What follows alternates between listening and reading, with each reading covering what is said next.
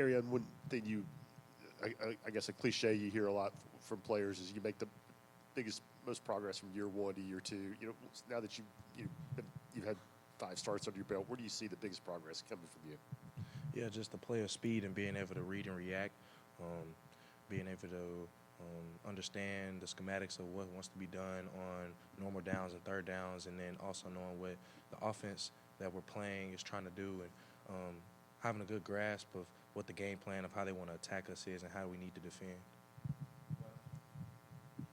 Arion, I know pretty much every game's a collection of kind of some bad plays and some good plays and all that, but as a defense for y'all collectively, when most of a game goes okay, but then the very end of it with a couple plays just goes the way that you don't want it to go, what's the lesson that you learn from that? What's the discussion with coaches and with y'all in the locker room about avoiding those situations? Yeah, just knowing situational football at the end of the day and being able to read and react off what they give us. Being able to have great communication and understand the plan of how we want to be able to hold the offense up, depending on the formation and our call, really. What do you see in Florida's offense? Obviously, that includes 2 different quarterbacks. Yeah, obviously you have the 2 different quarterbacks. Both of the guys do great things when the ball's in their hands. Both dynamic, both are able to run the offense very smoothly and be able to get things going. Just being able to see a lot of trade shifts and motions, a lot of misdirection to catch your eyes, and just a lot of misdirection with runs, and they want to be able to get the ball out in space. And you see a lot of great things that they do that we have to be able to go defend.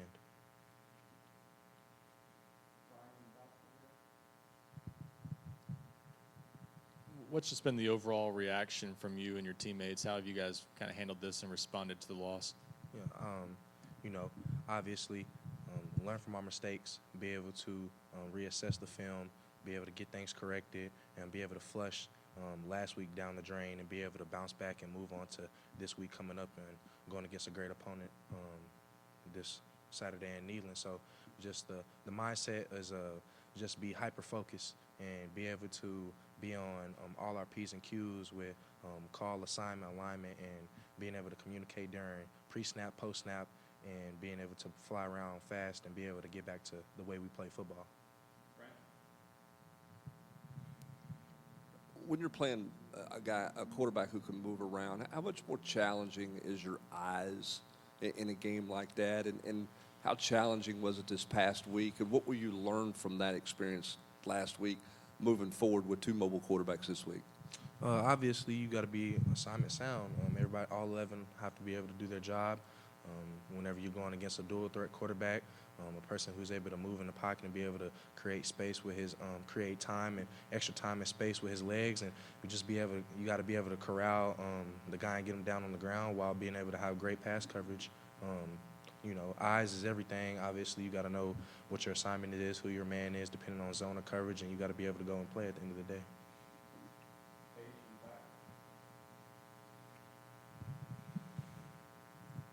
Just how excited are you guys to finally be back in Neyland Stadium and have that crowd noise on your side? Oh, yeah, it's always great getting back in Neyland in front of 102, 3,000 screaming fans that have your back.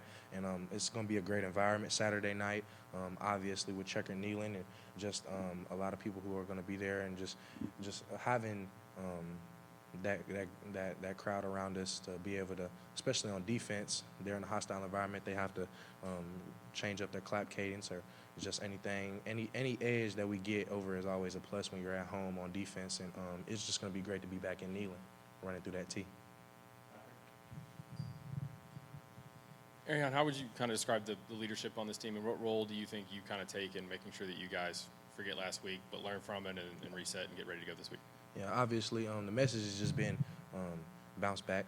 Obviously, not the result that we wanted, but sometimes you just got to take everything with a grain of salt and be able to learn from it and take the lessons and be able to progress. And you got to be able to bounce back and keep going up the mountain and being able to just be able to have a re-snap, re-clear mindset.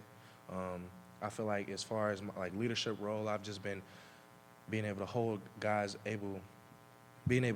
the standard, being able to hold them accountable, making sure that we don't take any plays off, and because you see if you get any hints of being lackadaisical, or if you get any hints of taking the foot off the gas per se, you end up with bad results. So we got to be able to make sure that we're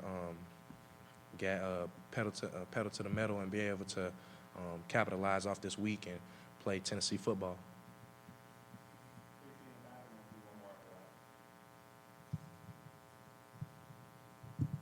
Before the season, you had mentioned slimming down and how that kind of helped you feel more comfortable out on the field. Just how have you seen that play out to your advantage through these first 5 games?